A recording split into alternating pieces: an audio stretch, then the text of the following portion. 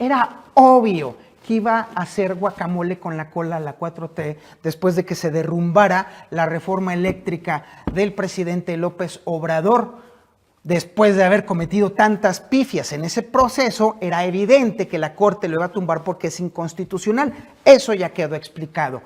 Pero en el coraje, en el picor de cola, es donde vuelve a perder la Cuarta Transformación, porque tratar de promover un juicio político en contra del ministro que destrabó el empate en la Suprema Corte de Justicia y que derrumbó la reforma eléctrica de López Obrador, pues para empezar, no es un error de cálculo, ni mucho menos una extralimitación de la Suprema Corte de Justicia. De hecho, es resultado de un gravísimo error de cálculo de la propia Secretaría de Energía. Le voy a explicar rapidísimo a qué me estoy refiriendo.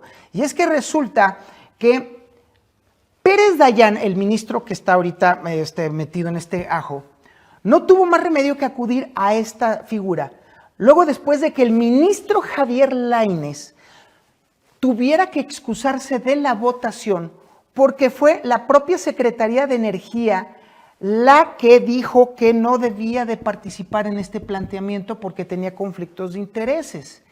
Al retirarse este ministro de la votación, entonces quedó el empate. Y entonces el ministro Pérez Dayán no tuvo más remedio que utilizar esta figura que viene en el reglamento para entonces destrabar el empate, y evidentemente le da palo a la reforma eléctrica. Pretender meterle juicio político a este ministro por haber hecho esto también es una estupidez. Primero, porque ahí le va. ¿Cuáles son las razones por las cuales se hace juicio político? Son poquitas, pero ahí le va. Estoy ciego, así que tengo que leer. Mire, tiene que haber un ataque comprobado a las instituciones democráticas, o tendría que haber un ataque a la forma de gobierno republicano representativo federal, no cabe en este caso. Tendría que haber una violación a los derechos humanos, no existe tal cosa. Tendría que haber un ataque a la libertad de sufragio, inaplicable. Tendría que haber usurpación de funciones, no existe tal cosa. Tendría que haber una infracción a la Constitución o a las leyes federales. Y entonces esto tampoco sirve porque está dentro de las atribuciones de los ministros. De hecho, está normado por el reglamento del Poder Judicial de la Federación. O, por ejemplo, omisiones de carácter grave, en los términos del anterior que le dije, o violaciones sistemáticas o graves a los planes, programas y presupuestos de la Administración Pública Federal o de la Ciudad de México. No existe, no hay forma de plantearlo.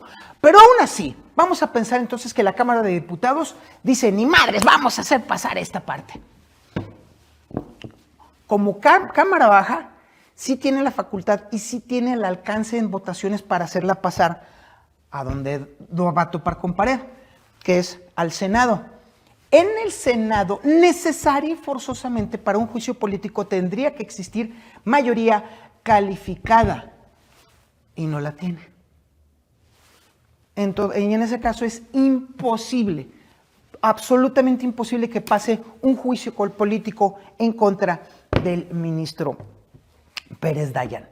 Eso sí, el ruido mediático lo tiene usted garantizado, y los corifeos y los correveidiles y las cajitas chinas de la 4T van a estar a suene y suene y suene y suene todo el pinche proceso electoral hasta que nos quedemos hasta la madre de unos políticos que no supieron defender constitucionalmente las reformas lunáticas de un presidentete que afortunadamente ya se va a alargar con todo y su picor de cola. Y eso que todavía no estamos abundando en el tema de la DEA, ¿eh?